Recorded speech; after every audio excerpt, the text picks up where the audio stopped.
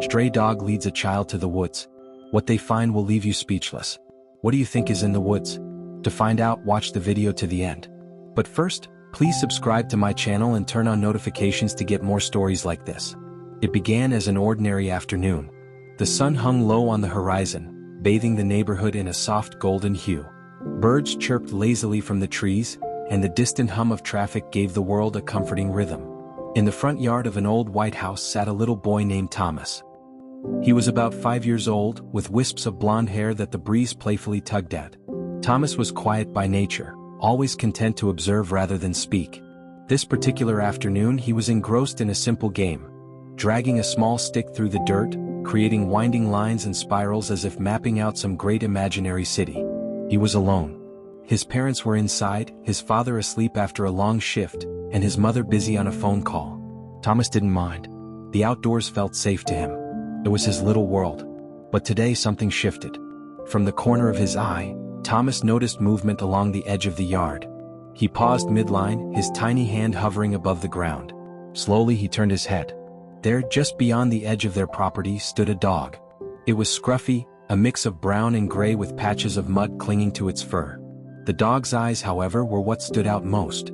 Large and amber, they seemed to carry a silent plea. Thomas tilted his head, curious.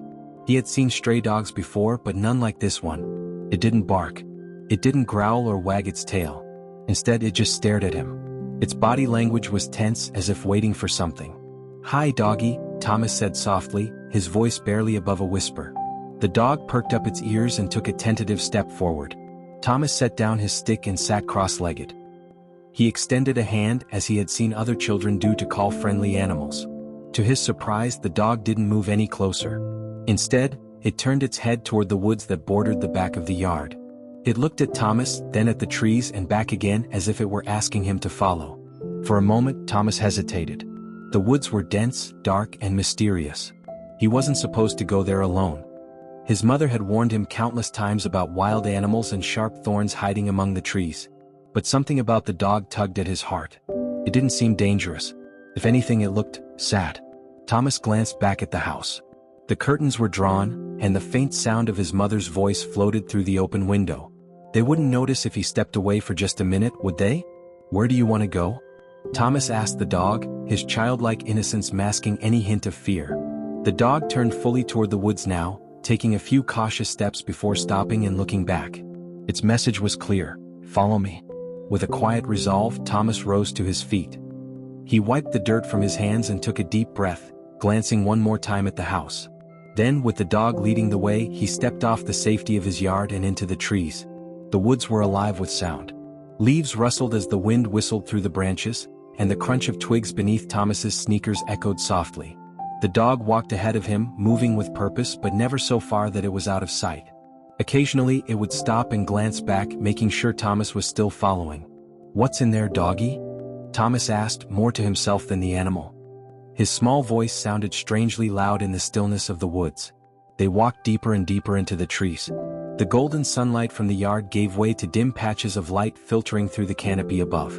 Thomas could feel his heartbeat quicken slightly, but he pressed on.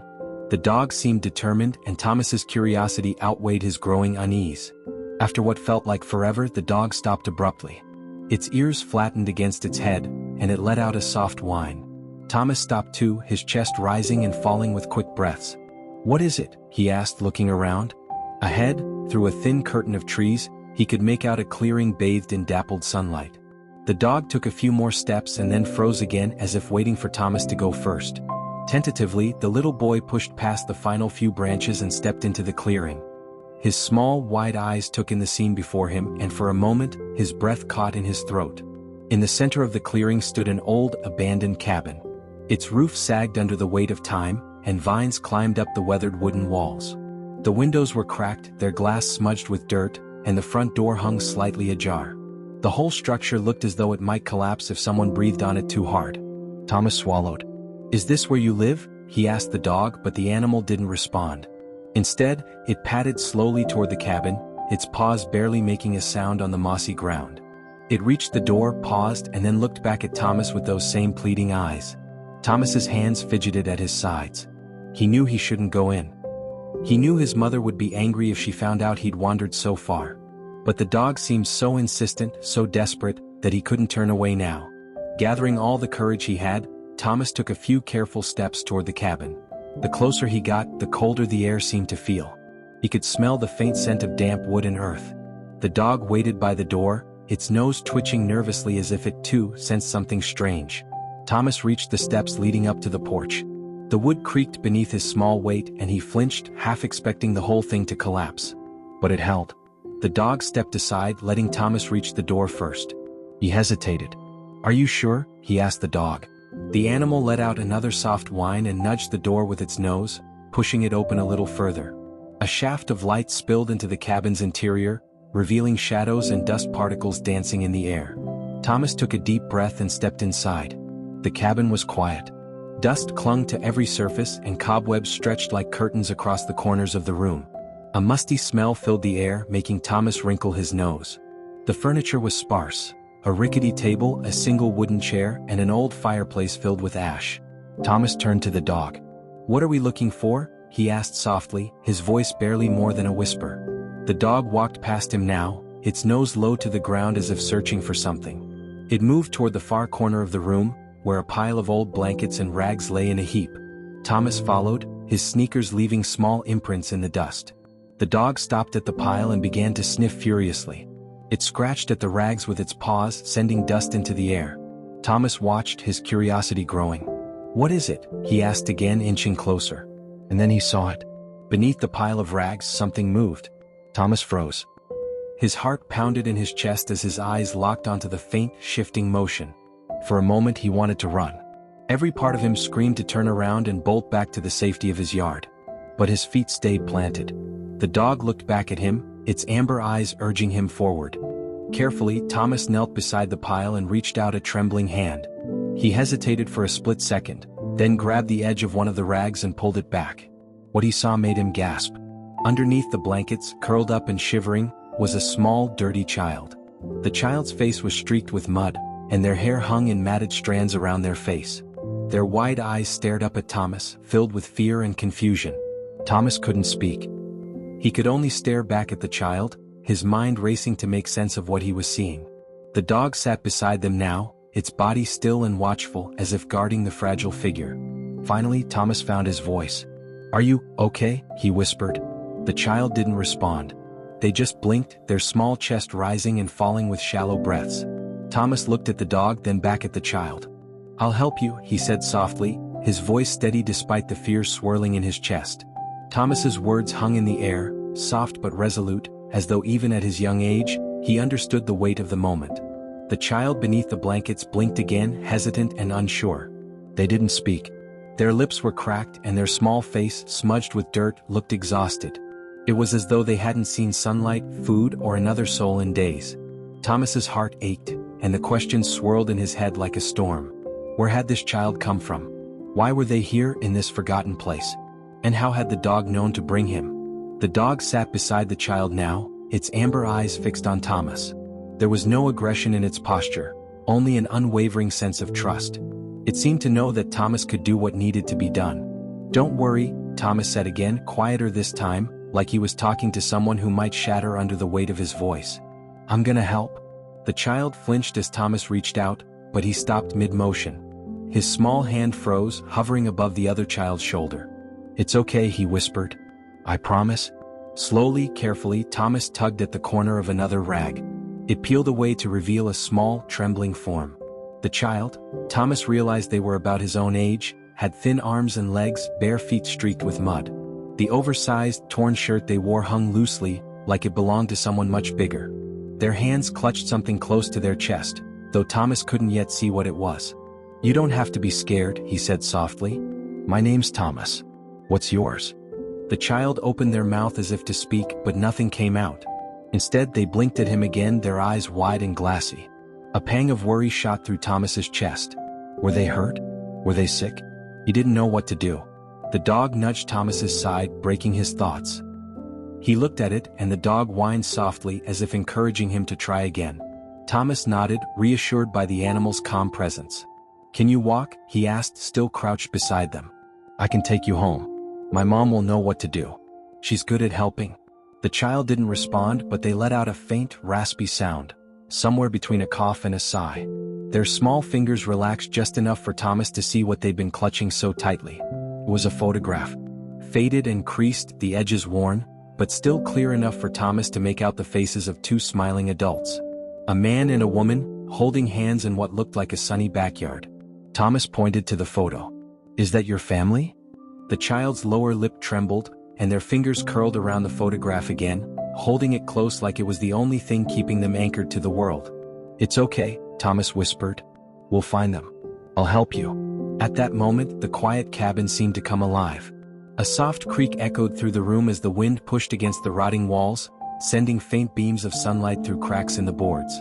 Dust swirled in the air, and the sound of birds chirping outside drifted faintly through the open door. It was like the world itself was holding its breath. Thomas stood up, brushing dirt off his knees. He looked back at the child, then at the dog. "We have to go now," he said. "It's not safe here." The dog let out a small bark as if in agreement, and stepped closer to the child. It nudged them gently with its nose, urging them to move. Slowly, painfully slowly, the child pushed themselves up onto trembling legs. Thomas could see now how weak they were, their knees shaking under their own weight. Without thinking, he reached out his hand. "You can hold my hand," he said. The child stared at him for a long moment before finally, hesitantly, placing their small, dirt-caked fingers in his. Thomas smiled softly. "See? I told you it's okay." With the child leaning heavily against him, Thomas turned toward the door. The dog padded ahead, leading the way once more as though it knew exactly where they needed to go. The cabin felt darker now, more foreboding as they stepped back outside into the clearing. The sunlight was brighter here, almost blinding after the gloom of the interior. Thomas blinked against the light, his small body steadying the weight of the child beside him. The dog trotted ahead, its ears perked as it scanned the area. Thomas glanced over his shoulder at the old cabin one last time. Something about it gave him chills now, like it was a place that held too many secrets, things that shouldn't have been found. "We're going home," Thomas whispered, more to himself than anyone else. The journey back through the woods felt longer than the trip in. The trees seemed thicker, their branches reaching down like clawed hands. The crunch of leaves beneath their feet felt deafening in the silence. Thomas walked as carefully as he could, holding tightly to the child's hand. He could feel their small body shiver beside him, and every now and then they stumbled. Each time, Thomas would stop and wait, letting the child catch their breath. "You're doing good," he said encouragingly. "We're almost there." The dog walked just ahead, occasionally pausing to look back at them. It was a strange sight, this scruffy, mud-caked animal acting as a guide, as though it had been sent here for this very purpose. Thomas couldn't shake the feeling that the dog knew more than it was letting on, like it understood something he didn't. Finally, after what felt like forever, Thomas saw it, the edge of the woods. The familiar yellow glow of sunlight spread across the yard, and the faint outline of his house came into view. Relief washed over him. "We made it," he said with a smile, turning to the child. "See? I told you." The child didn't smile back, but they clung to his hand a little tighter, as if afraid to let go now. The dog bolted ahead as soon as they reached the clearing, running straight toward the house. Thomas followed, half dragging the child with him as they stumbled out of the trees. His sneakers hit the soft grass of the yard, and he turned his head toward the window. "Mom," he called, his voice cracking. "Mom, come quick." The screen door creaked open, and Thomas's mother stepped out onto the porch. Her face twisted into a mixture of confusion and concern as she took in the scene unfolding before her. Her son, breathless and dirt-streaked, holding the hand of a frail, silent child. Behind them, the dog stood at attention, panting heavily but watching intently as though its job wasn't yet done. "Thomas?" his mother called, her voice wavering. "What's going on? Who is that?" "I don't know, Mom," Thomas said, his voice strained from both exhaustion and nerves. "I found them in the woods. They were in this weird house, and the dog showed me where they were." His mother quickly descended the porch steps, her sandals smacking against the wood as she hurried toward them. She dropped to her knees in front of the strange child, her eyes scanning their filthy clothes and hollow face. "Oh my goodness," she whispered. "You poor thing." The child flinched and pulled back slightly, clutching the worn photograph even tighter against their chest. Thomas's mother softened her voice immediately as though sensing their fear. "It's okay, sweetheart," she said gently. "You're safe now. No one's going to hurt you." Thomas stood back, watching as his mother shifted into caretaker mode. She wrapped a soft arm around the child's thin shoulders, her other hand brushing the matted hair from their face. The child didn't speak, but they didn't resist either. Slowly, tentatively, they allowed her to lead them toward the house. The dog followed close behind, never straying too far from their side. As they reached the steps, Thomas's mother looked over her shoulder at him. "Thomas, go inside and get a blanket. And some water too, hurry." Thomas nodded and darted past them into the house, his feet pounding up the stairs as he grabbed the first blanket he could find. In the kitchen, he filled a glass of water, nearly spilling it in his rush before hurrying back outside. When he returned, his mother had settled the child onto a chair on the porch. She wrapped the blanket gently around their shoulders, tucking it close to ward off the cool air. The child's eyes were downcast, their grip on the photograph unrelenting. "Here," Thomas said, setting the glass of water on the small table beside them. "You should drink." The child didn't respond, but they glanced briefly at the water. After a moment, they released the photograph just enough to lift the glass with shaky hands. They sipped slowly, and Thomas watched as some of the tension seemed to drain from their small body. "Thomas," his mother said softly, pulling him aside. Her voice was calm, but he could hear the worry underneath. "Where exactly did you find them? Tell me everything." Thomas recounted the story as best he could: the barking dog, the path through the woods, the strange, crumbling house. He told her about the blankets and the photograph, about how the child wouldn't speak and how the dog seemed determined to help. His mother listened carefully, her face growing more serious with every word. When he finished, she let out a shaky breath and glanced at the dog, who was now lying at the child's feet, its head resting on its paws. "This dog saved them," she murmured almost to herself. "It's like it knew." Thomas nodded. "I think it did. It was like it was trying to show me where to go." His mother stared at the dog for another moment, her expression unreadable. Then she turned back to the child, who was now watching her with cautious eyes. The photograph had been set back on the table, and Thomas's mother picked it up carefully, holding it out. "Is this your family?" she asked gently. The child hesitated, then nodded, just once. His mother smiled softly. "We'll figure this out, okay? You're safe here."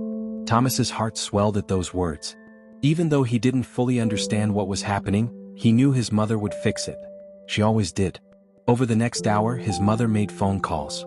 Thomas sat with the child on the porch, the dog lying protectively nearby. He brought out crackers and a juice box, setting them in front of the child, who slowly nibbled at the food with trembling hands. The sun began to set, its golden light filtering through the trees, casting long shadows across the yard. Thomas watched the child carefully, his mind racing with questions. Who were they? Where had they come from? And why had the dog gone to such lengths to bring him there? Finally, his mother stepped back outside, her phone in hand. She looked relieved but still worried as she knelt in front of the child once more. "Sweetheart," she said softly, "we found someone who can help. You're going to be okay." The child looked up at her, their eyes wide and unsure. Thomas's mother reached out and took their hand gently. "I promise," she whispered. A short time later, flashing blue and red lights appeared at the end of their driveway. Thomas watched as a police officer stepped out of his car, his expression kind but serious. His mother greeted him quietly, and after a few minutes of hushed conversation, the officer approached the porch. "Hi there," he said gently, crouching down so he was eye level with the child. "My name's Officer Simmons. Don't worry, you're not in trouble. We just want to help you get home." The child said nothing, but they didn't pull away as Officer Simmons extended a hand. Slowly, cautiously they stood, the blanket still wrapped around their small frame. The officer nodded reassuringly and looked down at the dog, who had risen to its feet. "Well," he said, chuckling softly, "I think we owe you a big thank you, don't we?" The dog wagged its tail slightly as though understanding the praise. Thomas grinned, his heart lifting as he watched the scene unfold. As the child was led carefully to the police car, Thomas turned to the dog. "You're a hero," he whispered, scratching behind its ears. "You really are." The dog barked softly, its tail wagging again as it sat beside Thomas, watching the car pull away. For a long moment, the two of them sat together in the fading light, the weight of the day settling over them like a blanket. Thomas's mother stepped onto the porch beside him, placing a gentle hand on his shoulder. "You did a good thing today," she said softly. Thomas looked up at her, his face serious. "The dog did most of it." His mother smiled. "Sometimes heroes come in all shapes and sizes." Thomas turned back to the dog, who was now watching him with those same wise amber eyes. He felt a strange sense of gratitude wash over him, like he'd been part of something much bigger than himself. As the stars began to appear in the darkening sky, Thomas realized something else. The dog wasn't just a hero. It was a friend who had shown him the importance of kindness, bravery, and trust. And maybe, just maybe, it had shown him that even the smallest actions could make the biggest difference. The night air grew cooler as the last sliver of sunlight faded behind the treetops. Thomas sat on the porch steps, the stray dog nestled close by, its warm fur brushing against his arm. The sounds of cicadas hummed in the distance, a comforting background noise that seemed to settle the day's chaos. For a while, neither Thomas nor the dog moved. The house was quiet now. His mother had gone back inside after making sure he was okay, and the soft glow of a lamp filtered out through the living room window. Thomas glanced down at the dog. Its eyes were fixed on the road as though still waiting for something, or someone. "They're going to be okay," Thomas said softly, as if trying to reassure both himself and the dog. "The officer's gonna help them." The dog's ears twitched slightly at his voice, but its gaze didn't waver. There was something about this animal that felt almost human. It wasn't just a stray, Thomas realized. It was a guardian. Thomas leaned back on his hands, his mind replaying everything that had happened. The way the dog had barked to get his attention. The way it had led him through the woods, steady and determined, as though it knew every step. The crumbling house. The child's silent, frightened face. He shivered slightly at the thought of how things might have turned out if the dog hadn't come to find him. "Where did you come from?" he murmured, looking at the dog again. Its fur was matted in places, its body thin but strong. There was no collar, no tags, nothing to tell him who it belonged to. And yet, Thomas couldn't shake the feeling that this dog was exactly where it was supposed to be. Suddenly, a sound broke the quiet, the crunch of tires on gravel. Thomas sat up straighter as a second police car rolled into the driveway. A figure stepped out, a woman with short dark hair and kind eyes. She wore a plain sweater and jeans, and there was something about her that seemed calm, like someone who had seen a lot but still carried hope. She approached the porch, smiling gently when she saw Thomas. "Hi there," she said softly. "I'm Sarah. I work with Child Services." Thomas nodded, unsure what to say. Sarah crouched down in front of the dog, who sat perfectly still, watching her with unblinking eyes. She reached out a hand slowly, letting the dog sniff her palm. "You're the one who saved that child, huh?" she said, her voice warm with admiration. "Good dog." The dog tilted its head slightly as though accepting the compliment, and then looked back at Thomas. Sarah straightened, brushing her hands off on her jeans. "Your mom told me what happened. You were very brave." Thomas shrugged, feeling a little embarrassed. "It was the dog, really. I just followed." "Well," Sarah said, "sometimes it takes bravery to follow too." Thomas smiled faintly. "What's going to happen to them?" "The kid." Sarah's expression softened. "They're going to be safe now. We're going to take care of them, make sure they have a warm bed and food and people who can help them heal." Thomas nodded, feeling a weight lift off his chest. He didn't know exactly what the child had been through, but he knew, deep down, that they would be okay now. And that was enough. Sarah glanced back at the dog, her brow furrowing slightly. "What about this guy? Does he belong to anyone?" Thomas hesitated, then shook his head. "I don't think so. He just showed up." Sarah smiled again. "Well, it seems like he picked the right person to show up for." Thomas grinned, scratching the dog behind its ears. "He's a hero?" The dog barked softly, wagging its tail. It was the first time all day that Thomas had seen it look even remotely playful. It made him laugh, a quiet, relieved sound that carried into the still night air. Sarah turned back toward her car. "We'll let you know if we learn anything else, okay? And tell your mom she did a great job helping tonight." "I will," Thomas said. Sarah waved once before climbing back into her car and driving away. The headlights disappeared into the darkness, leaving Thomas and the dog alone again. He looked down at his new companion. "Well," he said, "I guess you're staying here tonight?" The dog wagged its tail again, as though it had been waiting for exactly that invitation. Thomas smiled and stood, stretching his arms over his head. "Come on," he said, heading toward the house. "Let's get you inside." The dog followed him up the steps, its paws tapping softly against the wood. Thomas opened the door quietly, peeking inside to make sure his mom wasn't asleep. She was sitting on the couch, a book in her lap, but she looked up when she saw them. "Is the officer gone?" she asked. Thomas nodded. "Yeah, the kid's okay. They're going to help them." His mother smiled softly, her shoulders relaxing. "Good." The dog stepped into the house hesitantly, sniffing the air as though unsure if it was allowed. Thomas's mother watched it with a curious expression. "And what about this guy?" Thomas grinned. He's staying here tonight. He deserves it. His mother raised an eyebrow but didn't argue. Well, we can give him some food. I think there's still some chicken left from dinner. At the word chicken, the dog perked up, its tail wagging furiously. Thomas laughed. I think he likes that idea. His mother chuckled and stood, disappearing into the kitchen while Thomas sat on the floor beside the dog.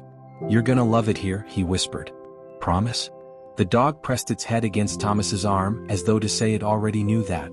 The next morning, sunlight streamed through Thomas's window, casting a golden glow over his room. For a moment, he didn't remember everything that had happened the day before. Then he heard the soft thud of paws on the wooden floor, followed by the rustling of something being chewed, probably a shoe. Thomas grinned sleepily and sat up, spotting the stray dog curled up at the foot of his bed. Morning, buddy, Thomas said, his voice groggy. The dog perked up, its ears twitching as it looked at him. It still had a slightly wild look about it, its fur a little dirty, its body thin, but there was a new light in its eyes.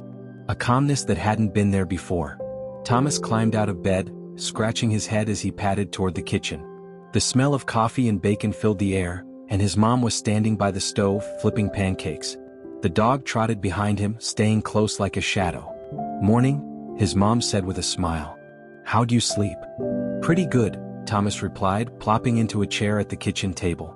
The dog sat obediently beside him, glancing up as though waiting for permission to join in on the breakfast festivities. Did you feed him yet? Not yet, she said, placing a plate of food in front of Thomas. I wanted to let you decide. Is he staying?